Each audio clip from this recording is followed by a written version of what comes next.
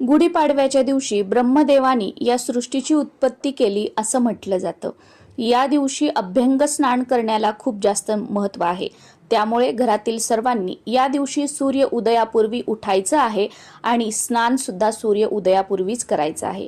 या दिवशी आवर्जून आंघोळीच्या पाण्यामध्ये थोडंसं गंगाजल किंवा पंचगव्य अंगाला लावून किंवा उटणे अंगाला लावून स्नान करायचं आहे।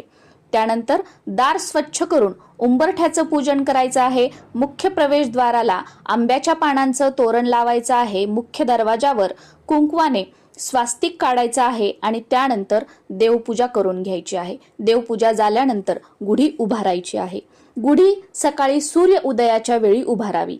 यावेळी शक्य झालं नाही तर जोपर्यंत कोवळं ऊन असतं तोपर्यंत गुढी उभारावी, कारण सूर्याच्या किरणामधून ज्या प्रजापती लहरी निघत असतात, जी सात्विक ऊर्जा निघत असते आणि जमिनीमधून ज्या सात्विक लहरी